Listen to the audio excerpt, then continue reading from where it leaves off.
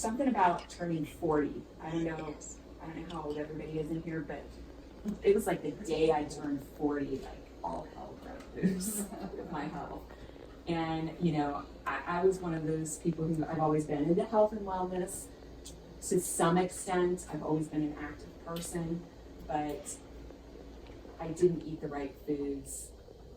I remember a season in my life where I was working in corporate America and I literally ate a Snickers bar and drank a Mountain Dew for lunch every day.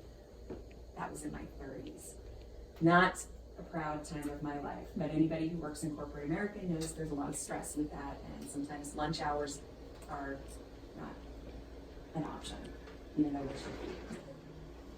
By the time I reached 40, I had gone through several years of one major life crisis after another with my soon-to-be ex-husband. Everything from long-term unemployment to legal battles in the state of California to having 2 small children, a stepdaughter, just a lot of different things happening in life. And then the recession hit.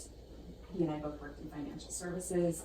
We both found ourselves out of work at the same time in Southern California with a $2,000 mortgage and car payments and babies. And we were like, we would never leave California otherwise. If we're going to get out, this is the time to do it. And so he took a severance package, and he was lucky enough to get a severance package. I did not. And we picked up everything. We had no plan, no idea what we were going to do, and moved all the way back here to Western Pennsylvania. And this is where his family is, and I am out here with no family. But it's okay, because I have all of my coaching clients and I have my beautiful children, and it's all good. But all that to say, there's a lot of stress that was happening with all of that. Major life moves, everything. And stress is really, really hard on our health.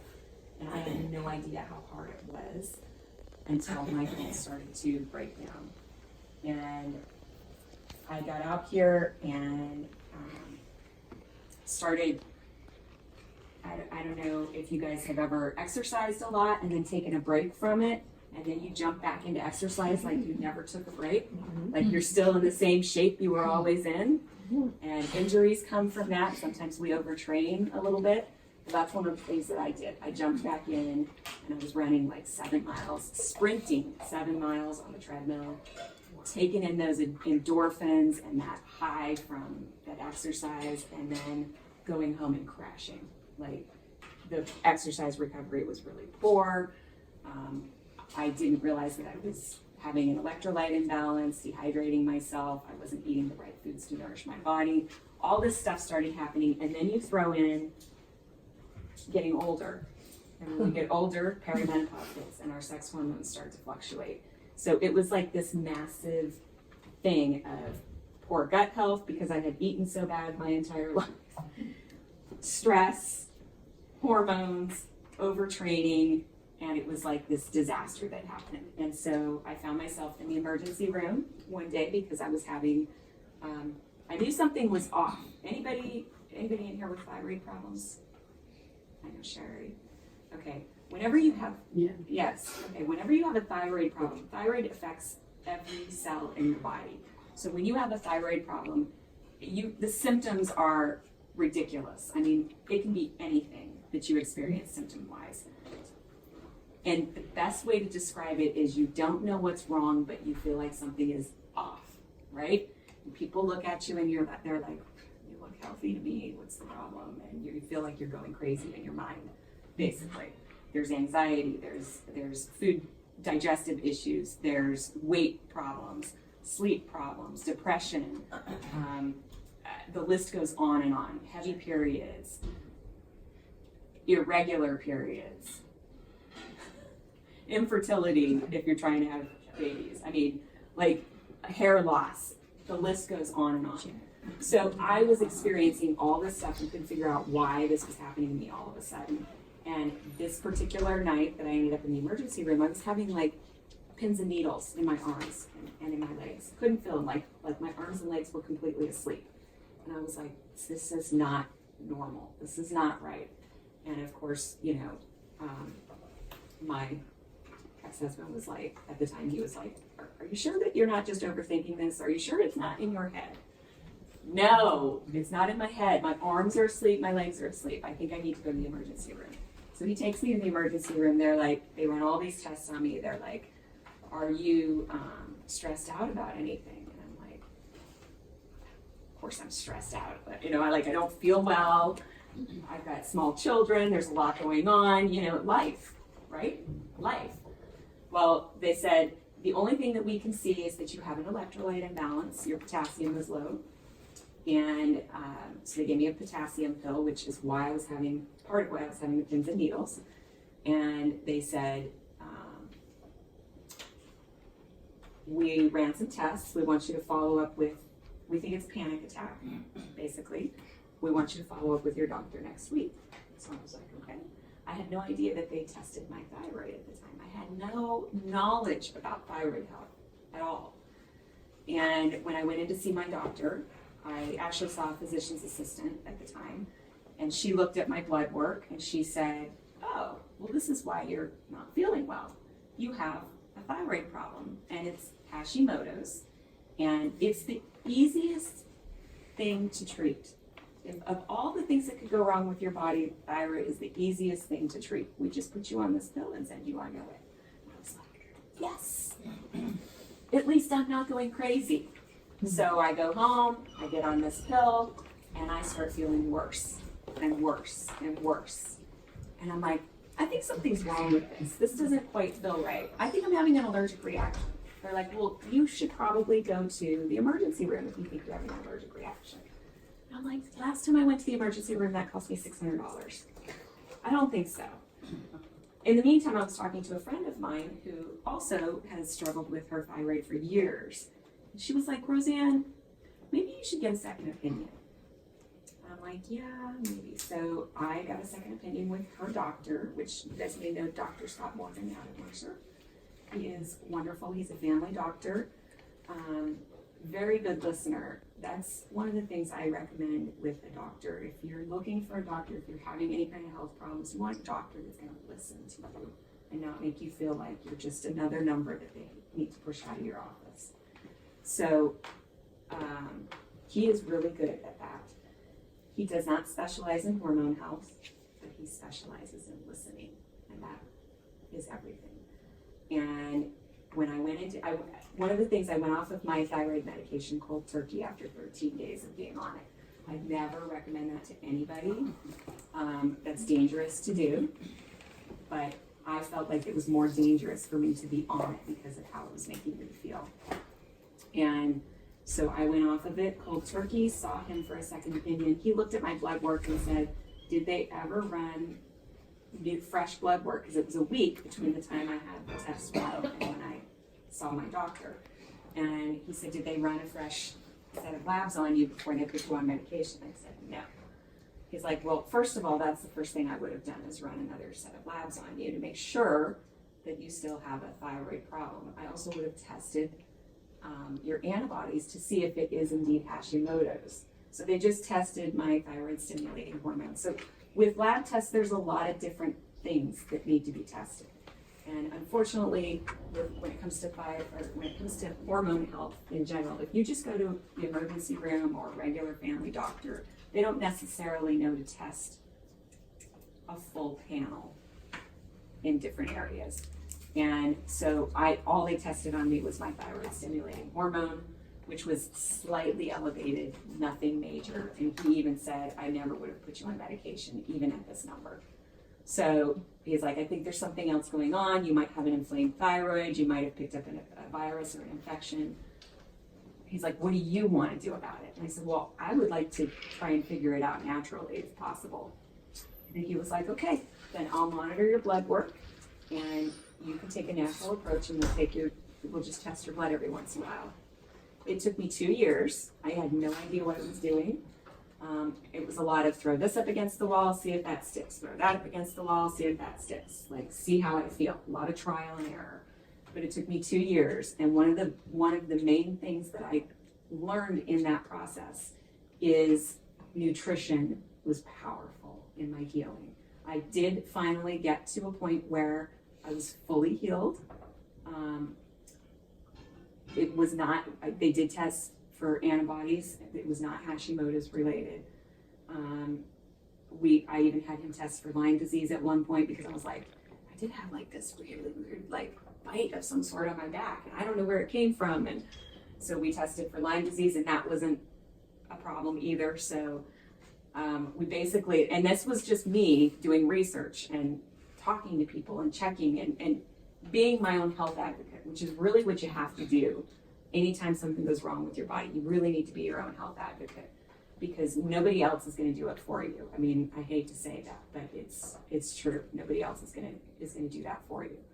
So, and finding the good support circle around you, people who will listen, people who will give you guidance, people who genuinely care about you getting better. That's who you want to surround yourself with when you're going through any kind of health struggle or hormone health struggle. So all that to say, it took me 2 years. My blood work is optimal now. I feel better than I have felt in my entire life because of the power of nutrition and lifestyle and exercise. And being able, like I said, I had all that growing up, but I didn't know how to put it all together. And that's the key, is knowing how to put it all together. And one of the things you guys are going to find is that no matter what struggle you're having hormonally, whether it's perimenopause, menopause, thyroid, adrenal fatigue, PCOS, no matter what it is that you're struggling with, there's a lot of overlap nutritionally in how to heal. And combinations for blood sugar stabilization. Blood sugar is also a factor with hormone balance.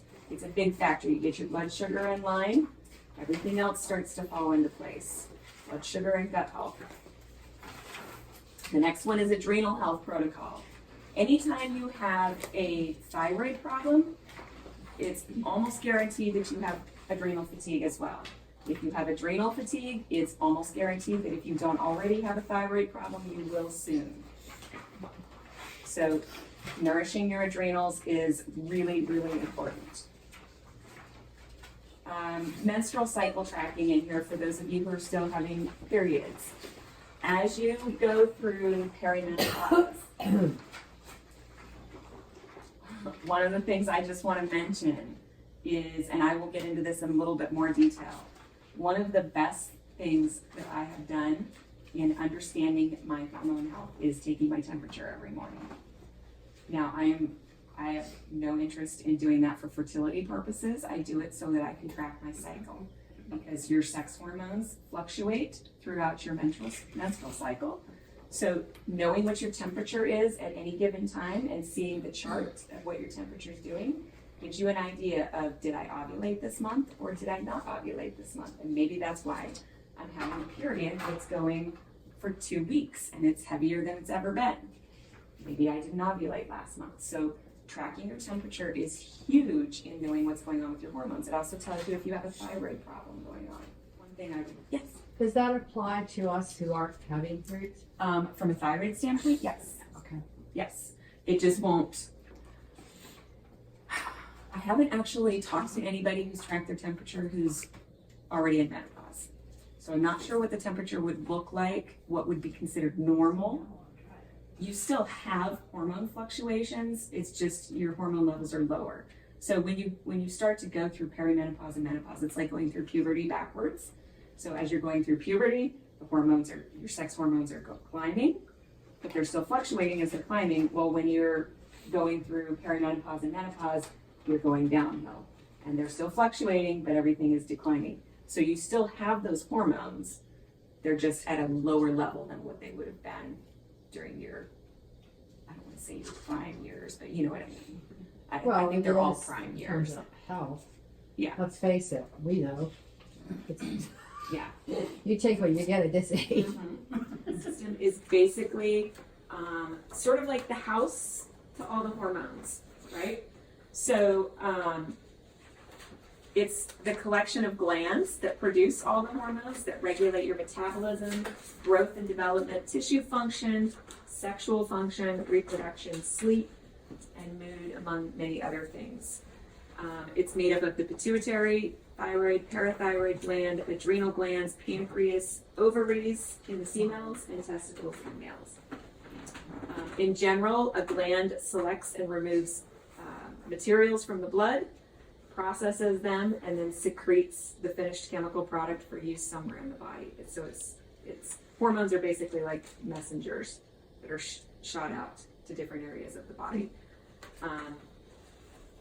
I mentioned before, when one area of the endocrine system is out of balance, it inevitably causes an imbalance somewhere else in the endocrine system. So maybe not right away, but over time, for sure.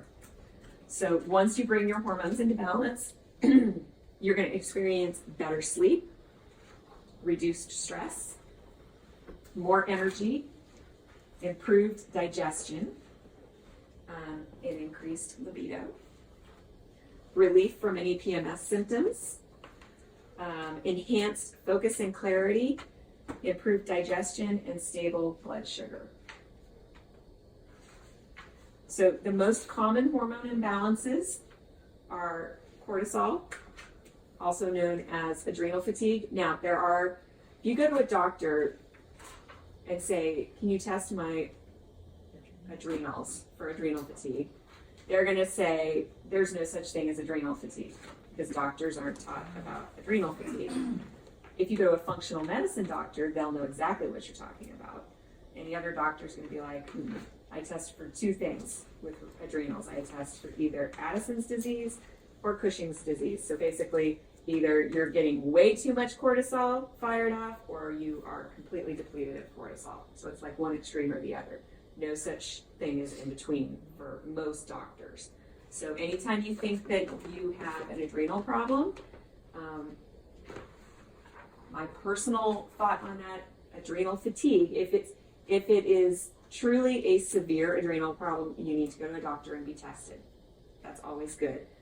If those tests come back and say that everything's normal, and you know that adrenal fatigue is a possibility, then you can talk to me. You can talk to any other kind of holistic health practitioner, or you can go to a functional medicine doctor, and they will all know what you're talking about and guide that to happen. Thyroid is another imbalance. It's very common, extremely common actually. Imbalance in sex hormones is another one. Insulin resistance is another one, and perimenopause and menopause. So those are the most common hormone imbalances that people face. So let's talk about gut health. I told you guys gut health is like one of the first things you want to address in resetting your health. Poor gut health leads to, anybody ever heard of leaky gut? Yes. So poor gut health leads to leaky gut. For those of you who don't know what leaky gut is, basically, as we put, usually it's caused by synthetic medications, medications or anything synthetic. So birth control pills, Motrin, Tylenol, the Mirena. It doesn't have to be birth control pills, anything hormonal, synthetic hormones that you put in your body. So not natural, synthetic. Anxiety medication. Sherry, I'm sure that the dye that they put in you probably did immediate damage to your gut health. So anything that goes into your body, whether it's meant to save your life, to improve symptoms, anything like that, if it is synthetic, it is immediately damaging your gut lining. So as it starts to damage the gut lining, what happens is, think of like your intestines, okay? Like being almost like a hose. This is the only way I know how to explain it. So it's like this hose, right? And it keeps being damaged. We keep putting stuff in, toxins and synthetic things that are damaging the surface of that hose. What happens is it starts to pull apart. You ever have a garden hose that gets really worn and water starts spurting out of it a little bit in different spots? It's the same concept with your intestines. So it starts to get worn. All of a sudden, you've got all this food that you're putting in, and your body's digesting it and maybe not fully digesting it. And those particles are getting into your bloodstream. They're coming out of those little spaces in your intestines, in your gut lining that are breaking open. So it's getting into your bloodstream, and then your body goes, whoa, whoa, whoa, whoa, that's not supposed to be there. That's a foreign object. It's a foreign invader, and it starts sending the white blood cells to attack it, right? And this is where autoimmune disease comes into play. This is where food sensitivities come into play. Because then your body, every time it recognizes that particle coming in, it goes, that was a foreign invader before. I had to attack it and kill it. And so it starts to it causes this, it's called gut dysbiosis basically, but it's also called leaky gut. And so it causes a lot of problems in your immune system, in your health, food sensitivities, autoimmune diseases, things like that. So leaky gut is what it's called. It leads to inflammation in the body. I said food sensitivities, nutrient malabsorption. That's another thing. So if your gut lining is not healthy, if your gut microbiome is not healthy, you may not be absorbing any of the nutrients from your food, from your vitamins, from your supplements. All that stuff's going in and it's going right back out because your body's not absorbing any of it. Autoimmune diseases, stress in the body, which creates excessive cortisol, which is your fight or flight hormones. These all affect gut health. If you have too much cortisol firing off, you're stressed out all the time, your body doesn't know the difference between being chased by a lion or sitting in traffic. Stress is stress is stress. It doesn't know the difference between sitting in traffic and having to deal with all the sugar or the processed foods or the chemicals that we put into it, either through our cosmetics, cleaning products, anything from our environment that our body's taking in. It's a form of stress. And so our body has to deal with all that, and it deals with it with those fight or flight hormones. It starts firing those off. Too much of that leads to body fat, which then leads to more increased risk for disease. So you see, it all starts in the gut. I also want to mention gut health. Poor gut health also affects brain health. So if you're having poor memory, if you are having any kind of brain fog, you can't think straight, you just feel like not even brain health is also depression, anxiety, things like that. So it all starts in the gut. You heal the gut first, and then you start working on healing other areas. That is the first step, though. One of the things I will mention off the cuff on that is that I think collagen is listed as one of the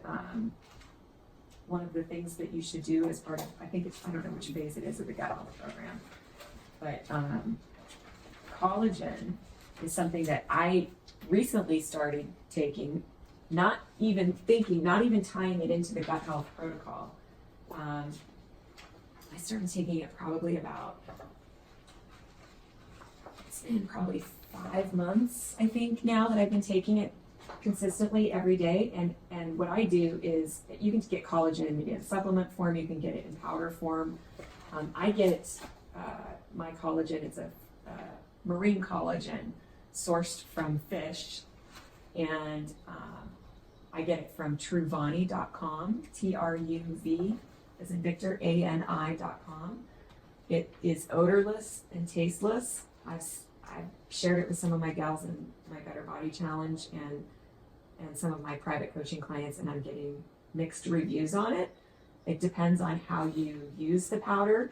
Some people say it clumps if they put it in. If they try to put it in and stir it, it gets clumpy.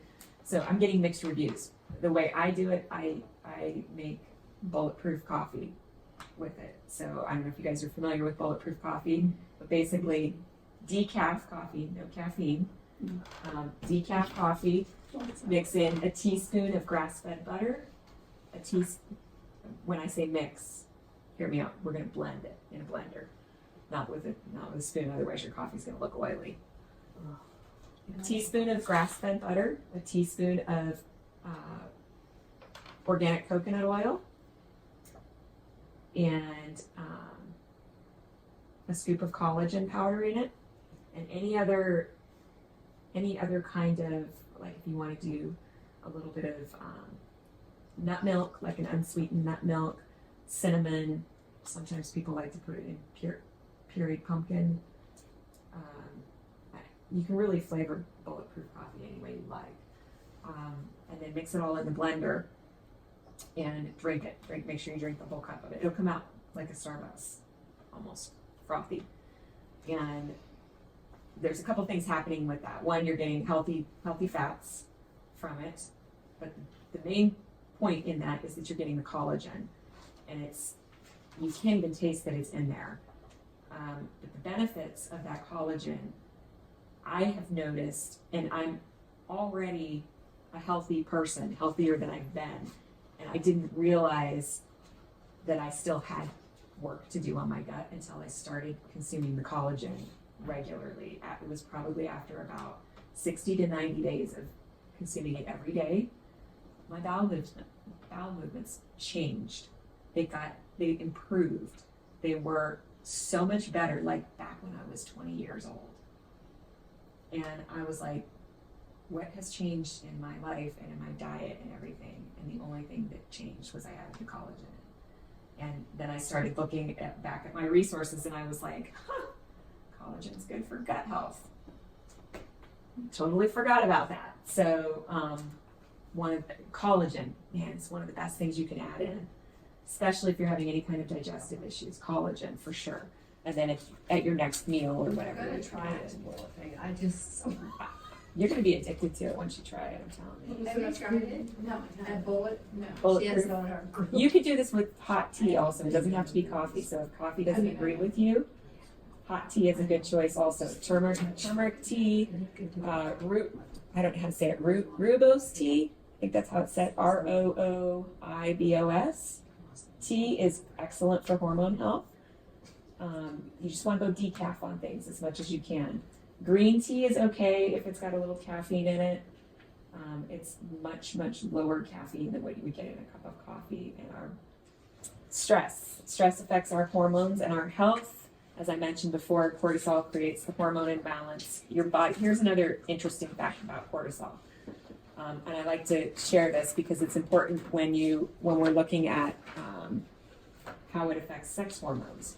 So as you're getting older, I told you those sex hormones are starting to decline, right? And they're fluctuating the whole time that they're declining.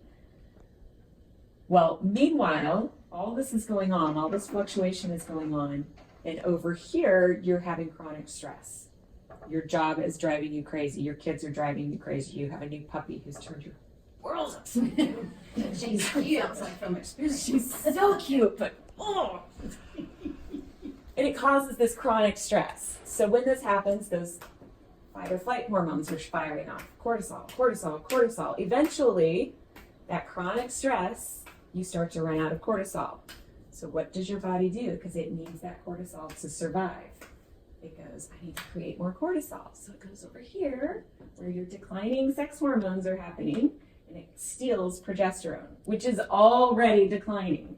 Steals progesterone, and it makes more cortisol to deal with the demand of your stress, creating a bigger sex hormone imbalance.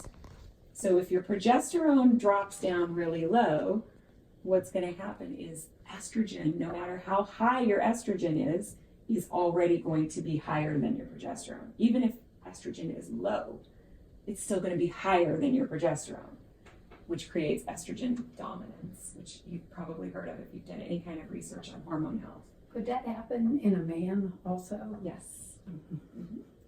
So estrogen dominance then puts you at a higher risk for hormonal cancers, cervical cancer, ovarian cancer, breast cancer. Those are all hormonal cancers. And unless you have the gene and you've been tested for the gene on those, and you know that it's hereditary and there's a high likelihood that you'll get it because you have the genetic markings for it, 9 times out of 10, if somebody in your life, if you end up with a hormonal cancer, breast cancer, ovarian, cervical, it is hormonal based. So if you can keep your hormones as balanced as possible, you can effectively prevent these from happening. And even if there's a genetic marker for it, just because you have a genetic marker for it does not mean you are destined to get that cancer. Anything can be changed with lifestyle and diet. You just have to be proactive and diligent. So that's just another thing to keep in mind. So far, just to kind of recap, gut health is important. Stress reduction, 2 big factors in hormone health.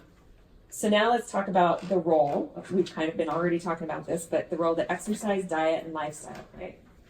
So I mentioned before, you notice that there's going to be a lot of crossover information, no matter what hormone issue you're dealing with. There's a lot of things that cross over in healing, nutritionally, all of that. Bottom line on this, eat real food.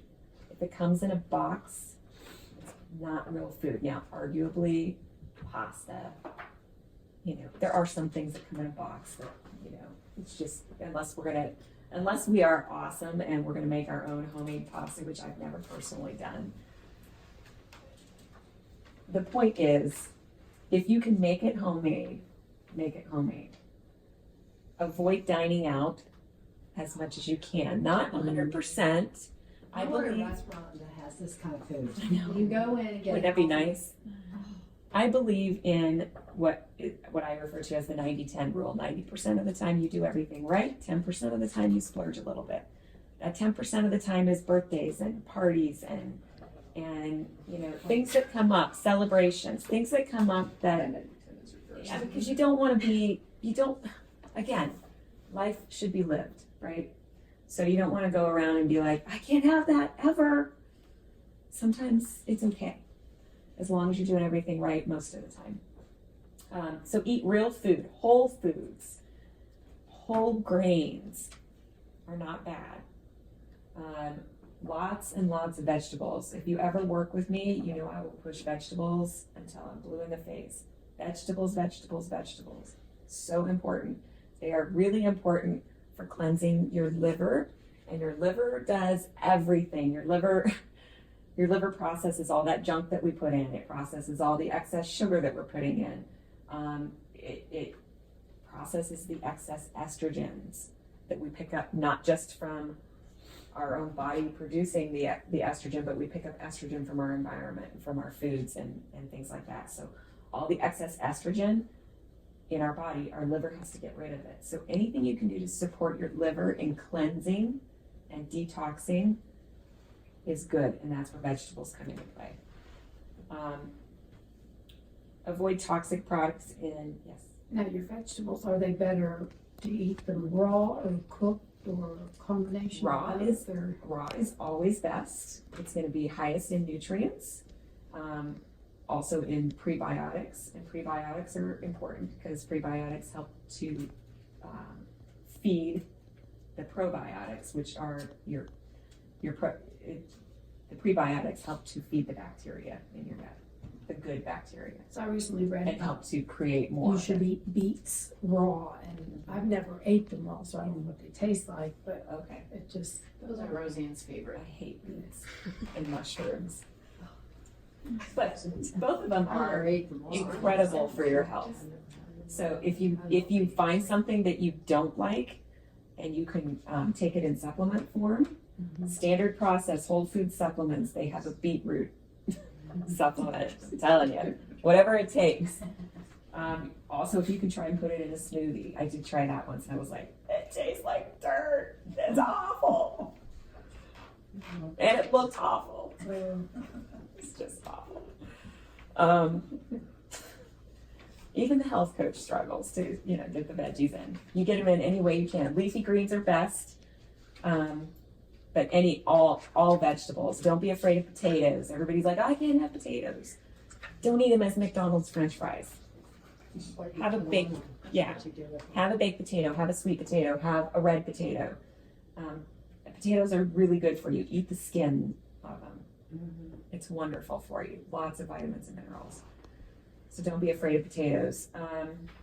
Avoid toxic products in beauty care, cleaning supplies, the food that we eat, and the environment when possible. That's not always easy to do.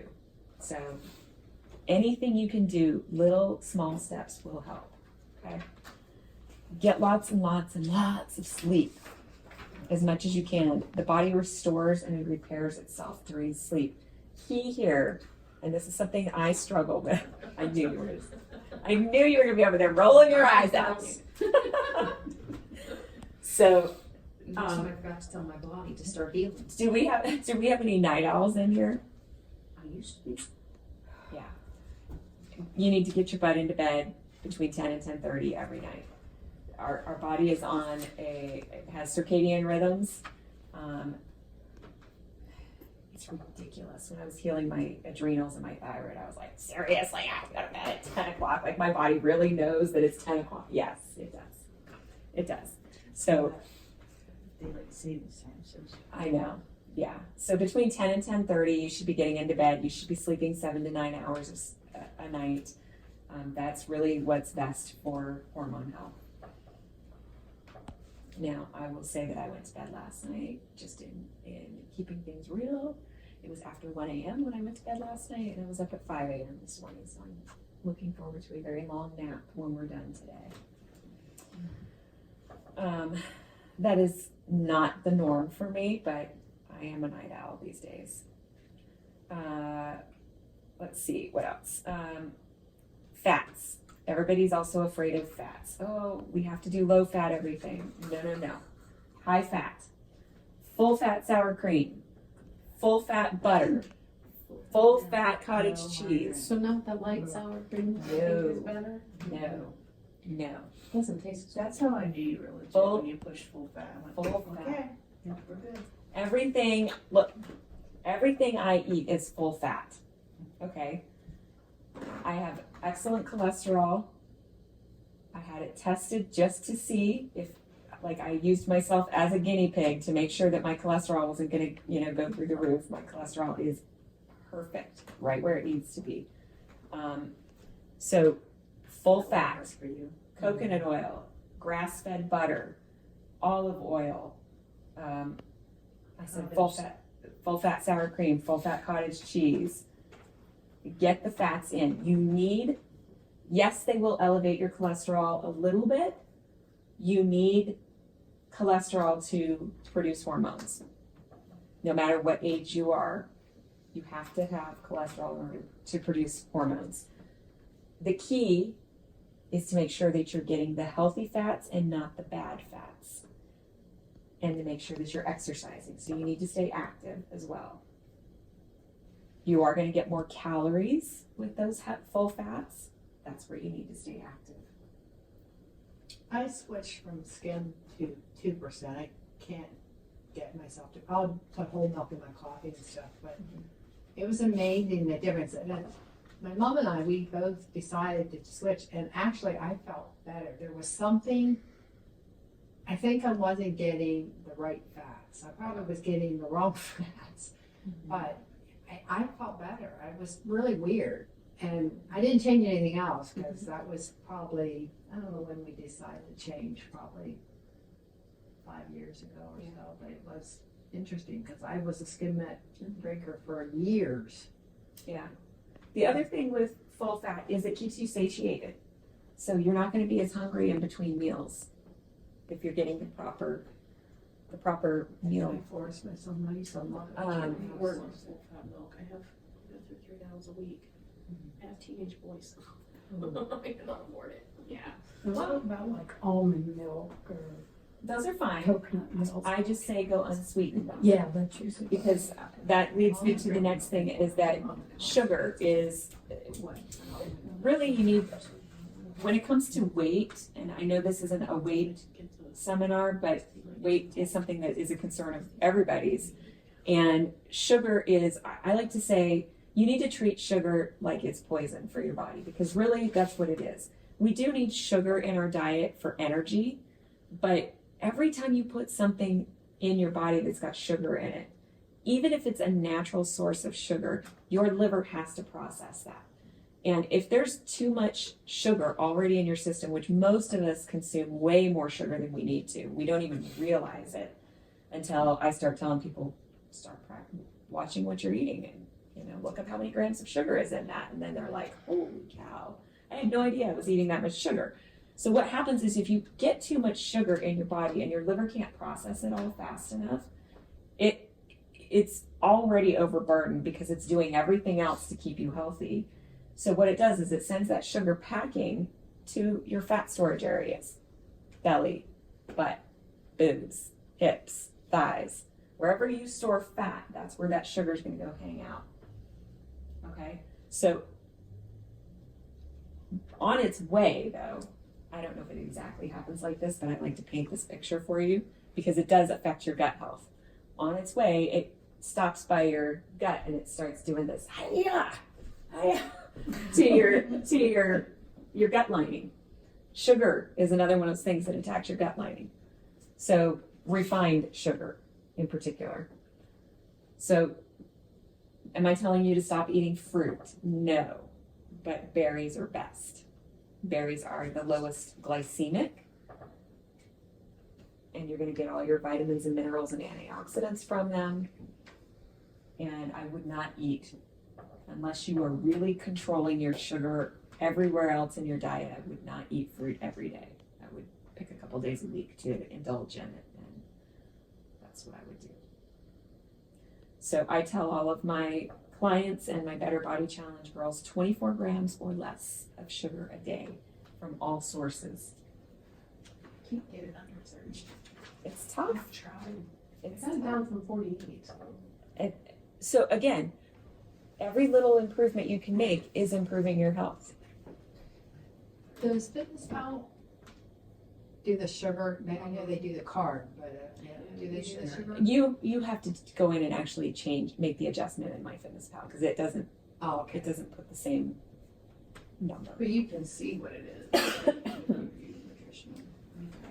For those of you who are curious, that's for women. For men, 36 grams or less. For children, I think it's because of all their testosterone and muscle. I could get more like 36. So if you're low in testosterone or not low enough that they could be supplementing on it, but like I should cut my husband's sugar too. I would keep them at 36 or less. Yeah. So McDonald's with this guy. For children, if they are teenagers, like almost adult size, 24 grams or less. If they are little, 12 grams or less. If you have behavioral problems with kids, sugar. And then exercise. Exercising regularly aids in stress management, hormone production, weight management, sleep management, and metabolism. So exercise, super, super important to your ears. I'm squeezing. I'm 18. She's 18. One day she'll be married, she needs to know these things. I know, exactly. Exactly. So, having a low sex drive is actually fairly normal these days. And part of the reason for that is just because we're so busy. And a lot of us are moms or we've had children, and by the time evening rolls around, there's like nothing left. You give all day to everybody and everything. Evening comes around and there's just nothing left, right? So do it in the morning. Yeah, just kidding. But it's normal. So don't feel like, there's something wrong with you or anything like that. It's very normal to have a lacking sex drive. But there are things that we can do to increase it. Some of it is highly likely to be hormonal as well. If you're on hormonal birth control, They say that that will stabilize your hormones. It will completely abolish your sex drive, unfortunately. So if you're on any kind of hormonal birth control, not just for improving your gut health, but also for improving your sex life. As long as you can't get pregnant, because you know that can, fear of getting pregnant can be enough of a birth control in itself. But it's worth considering going off hormonal birth control if you are on it, and you want to increase your libido and improve your gut health. So to increase your libido, again, you guys are going to hear some crossovers here. Reduce stress. A lot of it's in our head, right? It's not in our head, but when we're stressed out, as women, we're less visual. Men are very visual. Women are more mental on this. Our thoughts are going to get in the way. All that to-do list is going to get in the way. All the stuff we have to do gets in the way. So reducing stress in any way that you can. There's actually, I think I said that there's a stress reduction protocol in there. I don't know if it's a protocol, but some tips. Another thing is women often are self-conscious. Body image is a big issue. Learning to love your body and knowing that when we look in the mirror, we are our own worst critic, right? We see all of our flaws. We pick ourselves apart all the time. But when our partner sees us, he's not seeing those unless we're like, check it out, look at this, you know. I mean, we don't point it out. If it bothers you, don't point it out to them. That's something you need to work on your own. God bless you. But when your partner looks at you, he's not looking at you going, man, she looks terrible. He's like, look at her, she's beautiful. Okay, so just be like, you know what? Yeah, I know I am. I'm rocking it. You know, like sometimes you just have to convince yourself. You have to shift your mindset. And I know some of you have done my Better Body Challenge, and I'm all big about, you know, the mindset shift. And I'm not going to get into that right now, but if it's something you're curious about, I'll share it with you at another time. But there is an activity that you can do to shift your mindset on how you look or how you feel in your own skin. And I think the other important thing is to just remember that your partner is not perfect either, that he's got flaws too. He may have a pot belly. He may have, you know, hair coming out of his nose. He may have, I don't know, you know, moles or freckles in places that drive him crazy. Guys are less concerned about their appearance as women, but there are guys that have their own insecurities. So just know that, you know, don't let that get in the way, basically. Just learn to love your body. Inflammation. So anything you can do to reduce inflammation in the body. That means eating nutrient-dense foods, whole real food diet, limiting sugar consumption, good gut health, taking fish oil supplements. Reducing inflammation in the body will increase your sex drive. You want to eat lots of healthy fats. I mentioned that before, to create cholesterol, which is necessary for hormone production. You need those hormones to have a healthy libido.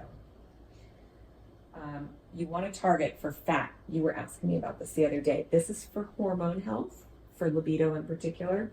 35 grams of fat or more per day for adequate hormone production. So if you're tracking something like that in MyFitnessPal, 35 grams of fat per day. Avoid overtraining with exercise, such as marathon running.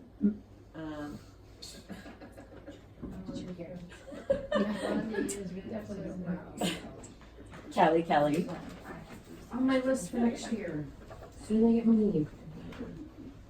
But do incorporate plenty of strength training and HIIT training. HIIT training is high intensity interval training. If any of you take advantage of this card and go to kickboxing or Krav Maga class, those are high intensity interval training types of moves that they do over there. So definitely worth checking out. Or strength training is good, also helps to increase testosterone production. If possible, some of your medications could be causing hormone issues and low sex drive.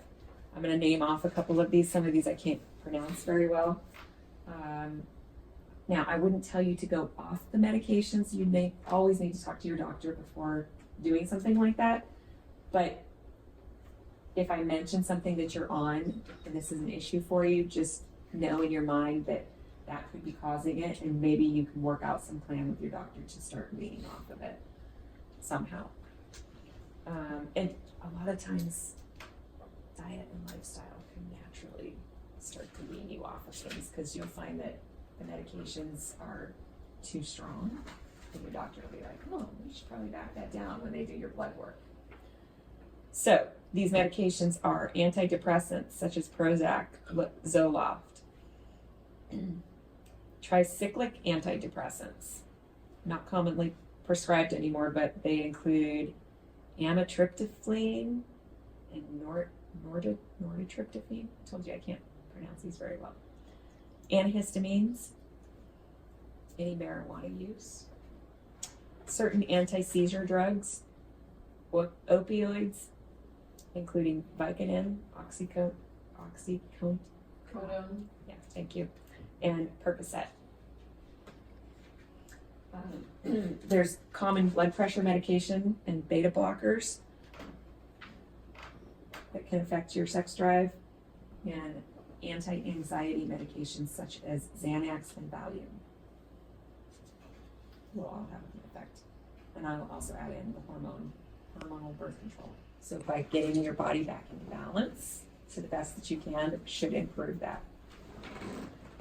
Eat libido boosting foods, oysters. Thank you.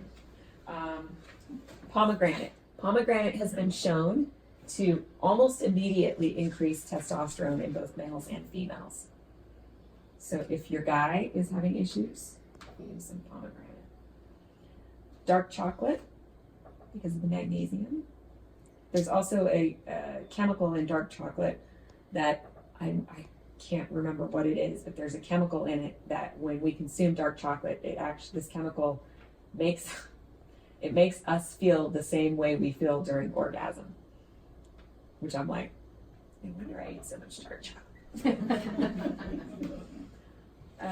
Spinach, watermelon, pine nuts, asparagus, grass-fed steak, peppers, green tea, ginger, red wine,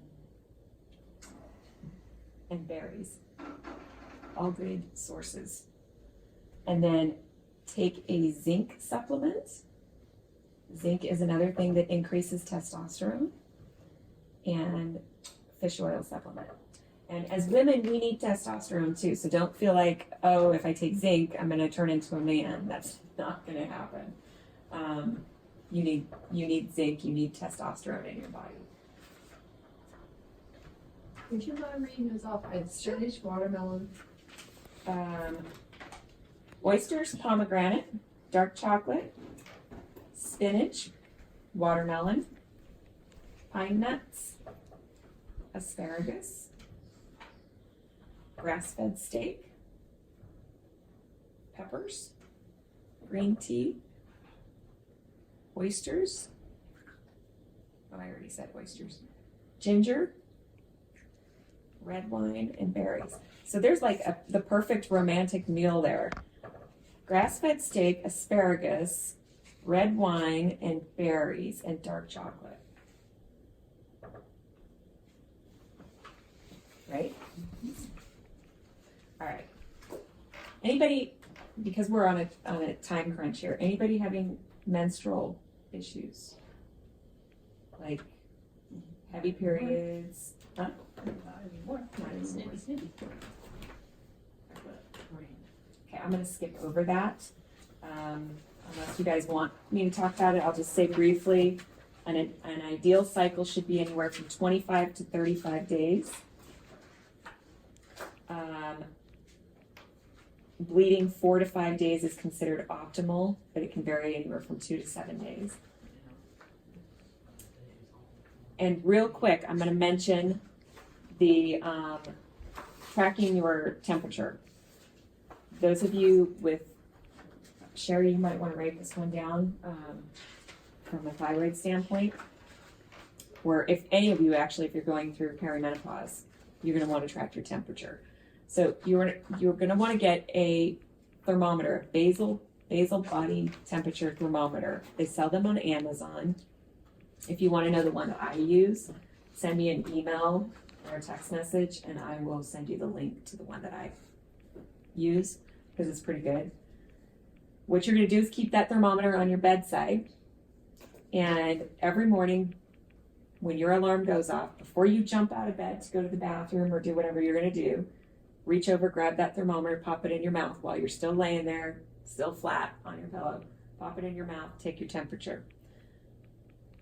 On your phone, there's an app that you can put on it called Glow, Glow. There's other apps that you can use. This is just the one that I use, so I know that it happens to work well. And you can set it up for whatever your parameters are, if you're trying to get pregnant, if you're trying to avoid pregnancy, whatever. It'll take a couple of months for it to get used to what's normal for you and your cycle, but consistently putting your temperature in every day, it'll start a chart. And I think it's under like a tab called analysis. And if you click on analysis, you'll see your chart. On that chart, it's going to start drawing lines for what's going on with your temperature. At the beginning of your cycle, your temperature is going to be low. So day 1 of your period, day 1 of your cycle, it's going to be low. It's going to start to gradually rise. What will happen is it'll go up, it'll go down, it'll go up, it'll go down, it'll go up, it'll go down. But as you get closer to ovulation, it kind of peaks. It goes high up. Or actually, you ovulate, it's low, you ovulate, and then it climbs really high right after you ovulate. That's a sign that your body is producing progesterone. Because when you ovulate, your body's built for pregnancy, right? So that's what these hormones are thinking. It's thinking it needs to sustain a pregnancy because you just dropped an egg. So progesterone increases, so it stays high. Your temperature will stay high. It'll still fluctuate up and down, but it'll stay at a higher level on the chart after you ovulate. Right before you start your period, your temperature is going to dive down. And within 24 to 48 hours, your period should start. That's a normal cycle on the Glow app. If you didn't ovulate, which I am in a cycle that I did not ovulate, what happens is your temperature just goes like this all the way across, and then you start bleeding. So there's no skyrocket up. So you'll see that. The other thing that you'll notice is if you have thyroid problems, if you want to see how well your thyroid is functioning, your temperature will stay very low, like low 97s. Very low 97s is an indication of low thyroid function. Always at like 97. First thing in the morning? Anytime I ever check my temperature, it's always, I'm not 98.6 ever. Okay. Yeah. Low So 97s. it will stay low 97. Sometimes it'll even, if it's really bad, it'll drop down into 96 sometimes. So that's just an indication of some thyroid challenges that are going on. So that's a really good way just to know what's going on. You get a couple of months going of that, and you know that something's going on with your body, your periods are messed up, you're feeling off, things just don't feel right. You take that chart into your gynecologist and you show it. So do you do this before you get out of bed or? Yes. When your alarm goes off, you just reach over, grab your thermometer, pop it in your mouth. It needs to be a basal body temperature thermometer. I don't know why. When I say basal body thermometer, I feel like I'm talking about basil, like, you know, the EB. So I'm always like, is that right? Yes, it's right.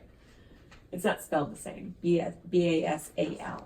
There's also different foods that you can eat during your cycle, which I'm not gonna go over those right now. But at the beginning of your cycle, there's certain foods to eat that support estrogen. After you ovulate, there's foods that you can eat that support progesterone. I will mention the progesterone because we tend to all have lower progesterone as we get older. So eating foods high in progesterone will help balance out, particularly if you tend to be estrogen dominant. These are always good foods to eat. So for progesterone, these foods also support liver detoxification. So cruciferous veggies like Brussels sprouts, kale, cabbage, turnips, and broccoli, they're all really good sources of food to eat. And also foods that are high in vitamin C, like oranges, peppers, grapefruit. Foods that are high in B6, salmon, bananas, walnuts, those all boost progesterone levels naturally. And adding in, I mentioned before, nutrients like zinc and magnesium support progesterone production. And it's also important to follow the rule of keeping your blood sugar as stable as possible during this phase, or while you're trying to create progesterone, because progesterone can cause blood sugar to dip lower than normal when you're during that certain point of your cycle. So this can explain when your blood sugar drops. This can explain why so many women struggle with PMS symptoms and things like that, moodiness, anxiety. Suggested lab tests. These are things that if you're having problems, you should probably make sure your doctor has run these tests. PCOS. These are the tests you want to make sure your doctor's running on you. Blood sugar markers. So A1C, fasting glucose tolerance, fasting insulin. Basic hormone panel is going to be the estradiol, which is estrogen, testosterone, and I can never say this, androstenedione, it's your androgens, androstenedione. Also a blood serum test for FSH, LH, sex hormone binding globulin, prolactin, TSH for your thyroid. And then there's an adrenal stress index test that they should do, which is called 17-hydroxyprogesterone and DHEA-S. That's for PCOS. You can email me that? Yes, you might have to remind me.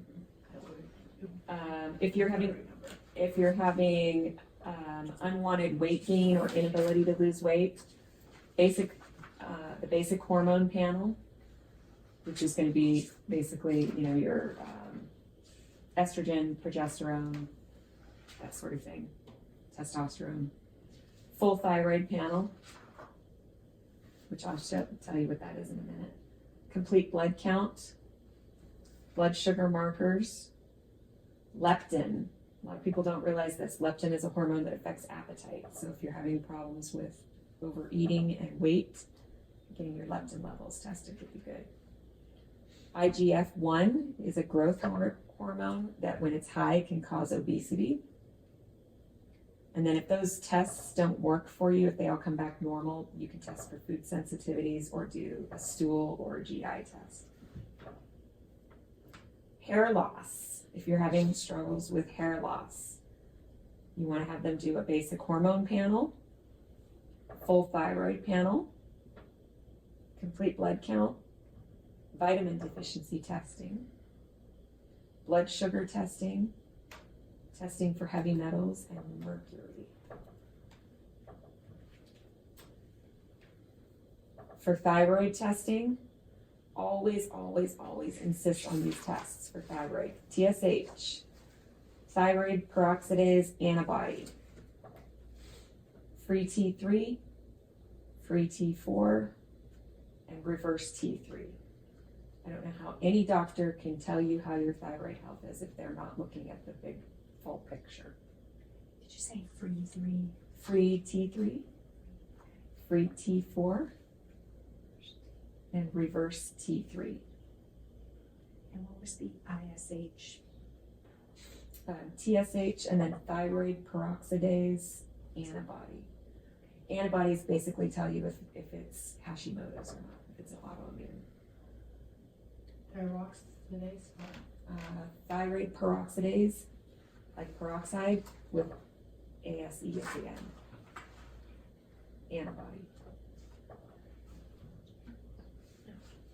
For perimenopause and menopause, prolactin, luteinizing hormone, also known as LH, FSH, DHEA, androstenedione. Oh, I got it faster that time. Free testosterone, estradiol, progesterone, and cortisol. And then everybody for yearly optimal health should always have a complete blood count done. This checks for cholesterol, liver function, kidney function, etc. And because we live in Western Pennsylvania where the sun doesn't shine, always get your vitamin D levels tested. Vitamin D is so important.